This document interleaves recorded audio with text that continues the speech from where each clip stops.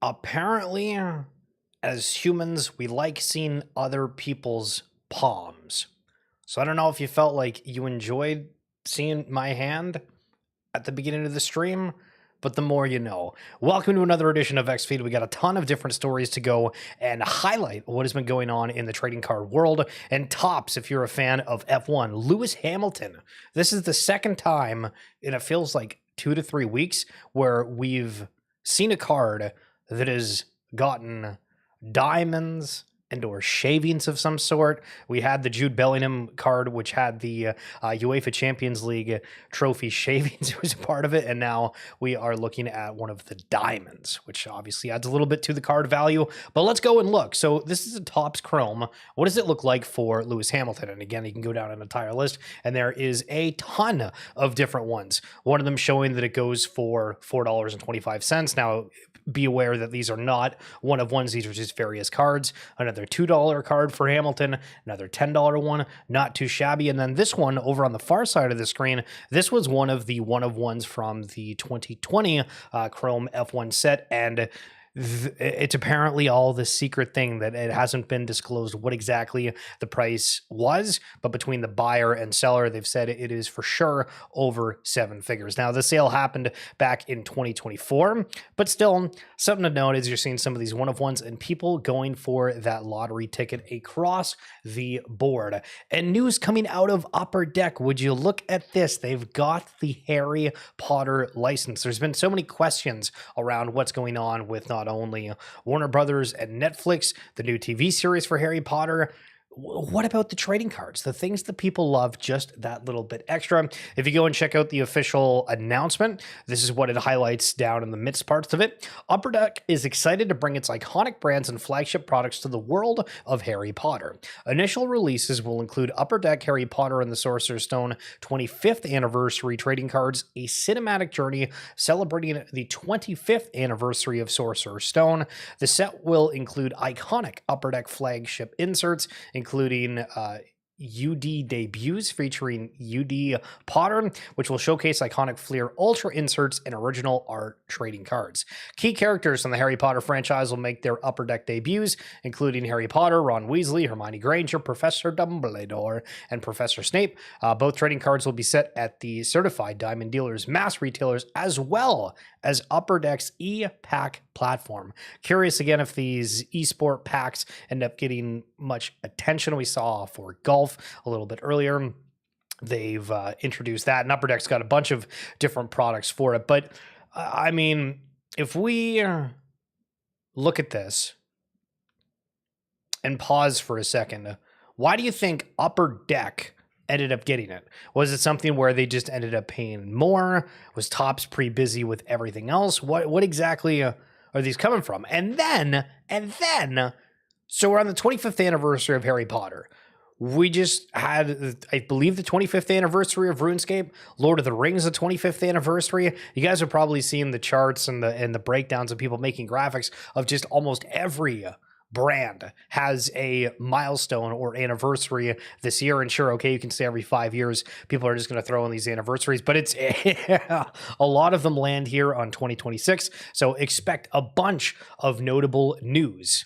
That being as well that Artifact has been acquired. If you're not familiar with what Artifact is, it's a digital collectibles company that was owned by Nike, and then Nike was like, you know what? I don't know about this thing anymore. And so basically all production around Artifact stopped. It just came out that they ended up getting purchased. Nobody knows who it is. There's a bunch of speculation on who that is, but of course nobody knows until we find that out. The secondary market for these collectibles from Artifact went from around $300 to $800. So it was quite a significant uptick, and we'll, I guess, just have to wait to see what ends up happening. The big news in the NFL has been, well, some of the big news has been around Myles Garrett and the fact that he got the single season sack record. So now we have Jared Allen coming out on the tape saying, hold on a second, hold the phone. The reality is I hold the 23 sack record. It's 23. Not TJ Watt at 22 and a half at 17 games, and not Michael Strahan. It's facts are facts. It's on film. I sacked Aaron Rodgers. They took it from me on Wednesday and called it a team sack. But if you go back to that Monday Night Football game, Aaron Rodgers got the ball, went to step up in the pocket, drops the ball, picks it back up. He can still throw the ball. I chase him down, tackle him, sack. Give it to me. That's 2 sacks for the game. Wednesday, they take it back, called it a muff, and gave it a team sack. Well, I'm part of the team. I'm the one that physically tackled him, so I should at least get half of that, right? But yeah, if you go back and look, I physically sacked Aaron Rodgers for my 23rd, would have been my 23rd sack. I had 23 quarterback on the ground that year, and they took it from me. Hey, Jared, it's Aaron Rodgers. You are the all-time single-season sack lead. I don't care what the numbers say, because that phantom bull sack they took away from you would give you the record. So in my book, and probably in most Vikings fans' books, you're the all-time single-season sack leader, my friend. Now, obviously, none of that really matters because it's all based off of like what the majority of people say, record books, whatever else. But it is funny that as soon as this happened with Myles Garrett, all these things are resurfacing of prior seasons. And this is just your funny story of the day from J-Rod. Meeting old co-workers for a beer, and my buddy knows I'm into cards. Slam this on the table.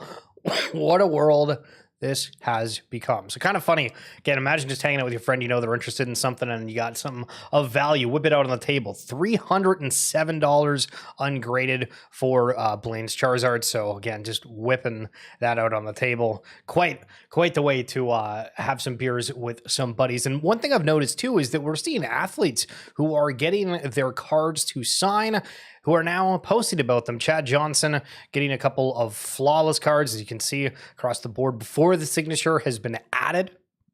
Kind of cool. The neatness, the cleanliness of it. And then Connor Griffin from Major League Baseball. Oh, I need that card. Oh my gosh. No, that's like my grail. Look at how many signatures these athletes have to go through. Kind of crazy to think about. Unreal. Yo, what's up? Twitch here. How we doing? Yo, good. How are you doing? And then, have you guys seen this from Lego? The news broke the other day. I hadn't actually seen any videos regarding it, but Lego is launching the Smart Brick. We'll just tell this brick to start looking for a smart minifigure. And you'll see from the sound and the color when it detects it. But it's not just looking for the minifigure, it knows who that minifigure is, and actually it knows where that minifigure is. So as I move the minifigure around, you'll see different lights and colors depending on where the minifigure is compared to the brick. What does this allow us to do? Well, you saw it's actually a very simple system, a very simple addition, a platform that we're adding into the Lego system and play. It's the brick, it's the tags, and it's the interactive minifigs. But all together, what that unlocks is an opportunity for interactivity, new dimensions of responsiveness, opportunity for more social play, and for more storytelling. So let's see what happens when they come to life. So you hear the door unlock. The Lego Smart Play brings a whole new dimension to physical play. Lego bricks that play. I don't know. Maybe the video is bad, but like, yeah, they're bad for what the hell is going on? Anything Lego does with electronic, it sucks, sorry to say. I mean, I don't know. I was kind of excited to see what exactly this looked like, and that was maybe the worst ad I've seen in a minute. Now, granted, last night I was watching some videos of people that were intaking somebody's Lego collection, and they had like Deadpool and all of these different characters, and it was like, wow. You know, Lego's kind of cool, and I don't know if I've appreciated the collectability of it enough, but definitely not too much of a fan of this electronic brick that didn't feel like it did anything. Lego's going downhill, getting more expensive and making smaller sets. I mean, I feel like everything in the world is getting more expensive. Why? How do we fix this? How do we fix this? We've now seen 2 type wedding gifts in the trading card world. The most recent being Karl Anthony Towns. These are one of 2s, each of the couple getting one of these cards from Topps, which is really, really neat. And then if you haven't seen the other one, Yu-Gi-Oh! With the parent company Konami made this one-of-one piece for a couple that was really into Yu-Gi-Oh! And I thought that one was cool. Somehow they were killing it revenue-wise. Well, I mean, I think anything that's like a bigger brand that's got like that staying power over time has got, you know, extra attention and just, you know, vibe for it. Yeah, but the sets used to cost like 20 to, and now they're 50 to 60. Yeah, I mean, that's the thing. It's like any sort of like paper currency them buying these products. You know, people are like, yo, buy a house, a car, hard assets of some sort. And we're like, well, we're going to go buy Lego sets. Unreal. Now, one thing, yeah, and then One Piece is absolutely still killing it. Now, one thing we've been doing as well, and if you guys check out the description down below, if you're on YouTube or if you're following me on X, you'll find that in my bio, or if you type in on any podcasting platform, yo, diabolic, hola, senor. We just dropped a podcast with Nick from Claynosaurz, and interestingly enough, he's actually from Montreal. So they have an entire team of basically top animators that have previously worked on Jurassic World, Game of Thrones, all that kind of stuff. I'm trying to think in my head, like, all right, so in the Dragons and Game of Thrones, are like was some of the people that were associated with this making those scenes. It's very, very crazy. But within the conversation that I had with them, I asked about, well, what does it seem like when you're leaving something that is so major, so significant, and also having kind of that peace of mind to pursue something that's on the more entrepreneurial side. So here's a quick bit of that conversation. For myself, I don't know if I really classify myself as somebody that would like go out there and do something extraordinary just off of a whim, but like to think of creating a brand, creating an IP, getting other people to potentially leave their jobs. I'm not sure what the different dynamic in where you were currently working, if you were already kind of an entrepreneur and what you did prior to Claynosaurz, and same for those others that's that a fair joined. question, dude. So it's oh man, there's so much to unpack. First, you learn along the way, and oftentimes it snowballs into something much bigger than you expected if things go well. In my case, I couldn't have dreamed we'd be where we are today. Like it's insane, but it doesn't happen overnight. It kind of, success does feel like it happens overnight, but that's so far from the truth. It's 3.5 years of nonstop grind and drama and fear and hustle, and small wins eventually become bigger wins and all that kind of stuff. And they just don't often show that shit in movies, right? Like you think of like the Blackberry movie, they go from their shitty little office to like 5 years later when they're in a big headquarters. That doesn't make sense. That's not interesting. It's like, what happened in between? So no, I think I was lucky enough to grow up with friends whose families were entrepreneurial. So I was exposed to that, even though I was an artist. I was very much exposed to that, and letting go of the fear of trying that. It was definitely a big existential crisis for me when I quit the industry, especially with AI coming in. Everyone has these sort of questions like, how long do I want to milk this for? And I was like top of game, right? And so for me to leave that behind was definitely tough. And there was the fear of like, okay, is what we're doing with Claynosaurz sustainable? But I remember Andrew, who's CEO now and who was advising before, we grew up together, and he's an amazing entrepreneur and has so much acumen there. And he was like, dude, life is stories. And he's like, when you grow older, you're not going to regret having a story. You're going to regret saying you didn't try. I was like, oh, he's right. Yeah. And then you grow into, I think you grow into it. You grow into the identity of being a founder, an executive. What a quote. What a quote to finish off that clip. Unreal. So again, if you're wanting to hear a little bit from Nick, again, that link's going to be in the description on YouTube, or if you just type in RWA SegMints on any podcasting platform, you'll be able to find that. Dur, I have no idea what carrying on his will Japanese case is. You got to give me the lowdown on what that is. But yes, I think anytime that you give suggestions to friends, they're going to maybe not be as quick to pull the trigger. So MSN.com, Nick just mentioned something about the fear of AI of sorts. I came across this article, which turned out to be a video that I thought was an article that says 10 collectibles that didn't hold their worth. 10 Does this just sound and feel completely like it was made by AI? collectibles that didn't hold their worth. Number 1, Ladro figurines. Once elegant and well-made, most common Ladro figurines resell far below retail, retaining primarily decorative, sentimental I value. have no idea what those are. Number 2, Beanie Babies. It's on every list. Despite the 1990s frenzy, mass production flooded markets. Only rare errors or scarce editions carry meaningful resale value today. Number 3, Hummel figurines. Once cherished heirlooms, Hummels declined as tastes shifted. Many now appear at thrift and estate sales. It was sold for a cheap price. Number 4. Most vintage DVD and VHS collection. Okay, I'll admit, I don't know if I care that much about DVDs, but I've always thought like the VHS, the cases, the display of all of that are just phenomenal, even if they're worthless. There was a time when it was believed that a library of VHS tapes or DVDs would become a collector's item. Unless it is a special sealed release or a difficult-to-find title, today most vintage tapes and discs sell for next to nothing, often just a few dollars. Number 5. Common baseball cards. Outside rare sets or pristine key rookies, most 1980s and later cards sell for pennies, defying million. Start the year strong. Oh, come on. We got an ad? Nah, unreal. Unreal. Dollar expectations. Number 6. Hot Wheels. Cars. Thousands of regular Hot Wheels releases dilute scarcity. Only early issues or limited editions hold significant collector value. Number 7. Pez dispensers. Despite popularity, standard Pez dispensers are ubiquitous. Millions exist, leaving typical pieces worth only a couple of dollars. Number 8. Morgan's Silver Dollars.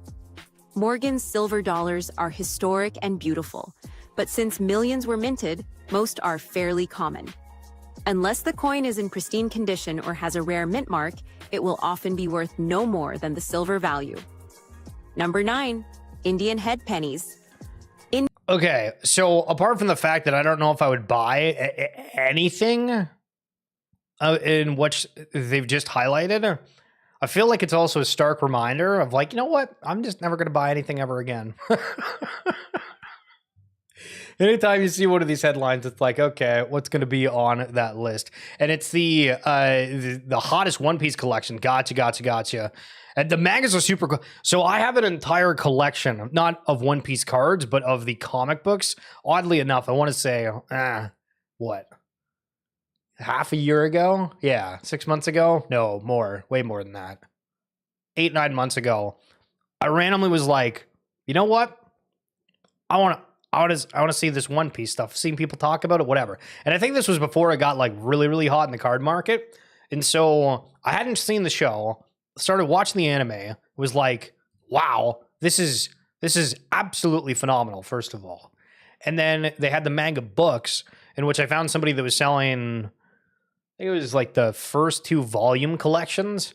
So I bought them and I started reading, and I was like, oh, these are just like pretty much carbon copies of the TV show.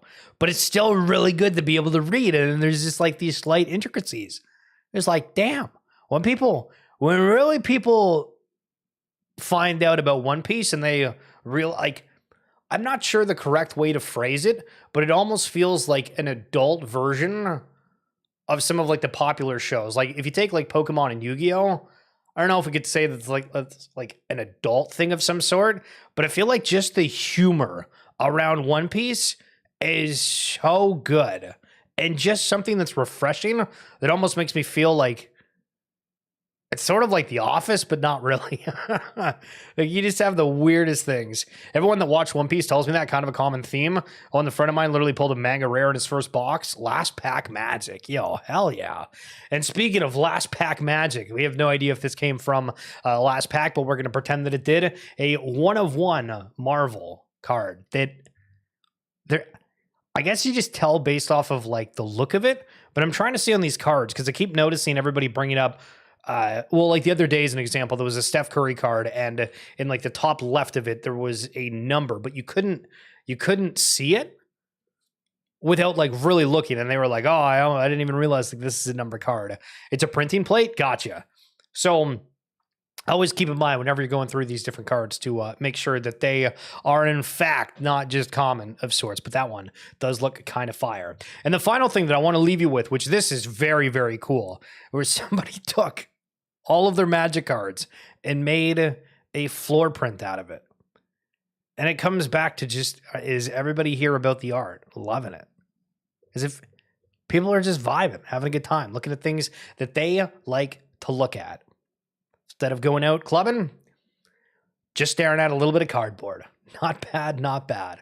But that's going to be it for this edition of XFeed. Of course, we do take a ton of clips from these streams and upload them across socials on TikTok, YouTube Shorts, Facebook, and X. If you guys happen to follow on any of those platforms, I very much appreciate it. I've been thinking a little bit about like how to do these streams a little bit longer. I've thought, hey, you know what, maybe we go back and do some NBA Top Shot streams of sorts, maybe go through different listings, make up some sort of, hey, if we theoretically would buy or try to flip these things, what would it look like? Different ideas, but I hope you guys enjoy these kind of quick little tidbits around the collectibles marketplace. And today with an extra focus on trading cards. Whoops, that's not the right button. There we go. They usually come in 4 colors. I think cyan, yellow, black, and blue, but not sure on the last one. Listen, that's the best. You got all of the goods and love to see it. I appreciate you very much for coming on through. And Diabolic, thank you for coming through, as well as anybody watching afterwards. I'll catch you guys tomorrow, and I'll see you on the flippity flip.